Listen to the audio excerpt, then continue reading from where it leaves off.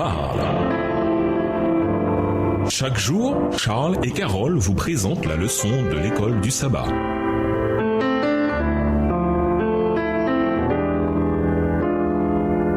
Bienvenue dans votre émission Dieu nous parle. Nous voilà au mardi 24 janvier. Aspect personnel du Saint-Esprit, deuxième partie. Quand nous cherchons à comprendre le Saint-Esprit, nous sommes face à une difficulté. Nous pouvons imaginer Dieu comme un Père de manière plus ou moins concrète. Beaucoup ont également une image tangible de Jésus. D'après la description de lui que l'on trouve dans les évangiles, il a pris notre nature humaine et il est apparu sous une forme humaine. Mais le Saint-Esprit, quant à lui, est présenté d'une manière très différente. Il semble impalpable, bien plus difficile à appréhender que le Père et le Fils. Certains ont conclu donc que le Saint-Esprit est une puissance impersonnelle. Comme nous l'avons vu jusqu'ici, cette idée ne fait vraiment pas justice à la nature du Saint-Esprit. En fait, on trouve dans la Bible des déclarations qui n'auraient aucun sens si le Saint-Esprit n'était rien d'autre qu'une force impersonnelle ou une puissance divine. Lisons attentivement les deux passages suivants et voyons s'ils ont du sens si l'on remplace la référence au Saint-Esprit par le terme impersonnel, puissance. Pourquoi ces textes n'ont-ils de sens que dans le cas où le Saint-Esprit est bien une personne? Romains 15, verset 13 et 1 Corinthiens 2, le verset 4.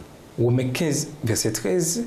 Que le Dieu de l'espérance vous remplisse de toute joie et de toute paix dans la foi pour que vous abondiez en espérance par la puissance du Saint-Esprit.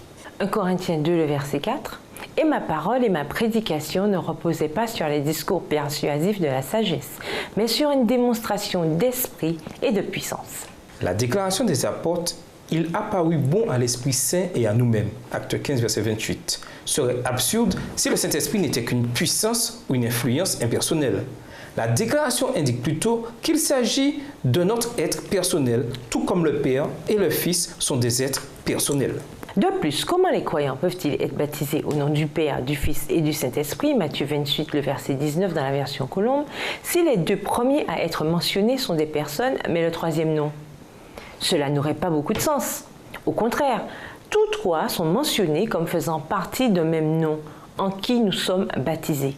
Ainsi, le Saint-Esprit est révélé ici comme étant au même niveau que Dieu le Père et Dieu le Fils. Ellen G. White a déclaré avec perspicacité: il y a trois personnes vivantes dans la triade céleste, le Père, le Fils et le Saint-Esprit. Et nous vous laissons avec la question du jour. Comment pouvons-nous réconcilier le concept de la Trinité, sachant que chaque membre de la divinité, Père, Fils, Saint-Esprit, est en réalité un individu distinct? Qu'est-ce qui fait que les trois sont un? Au revoir. Et à demain si Dieu veut. Dieu nous parle. Chaque jour, Charles et Carole vous présentent la leçon de l'école du sabbat.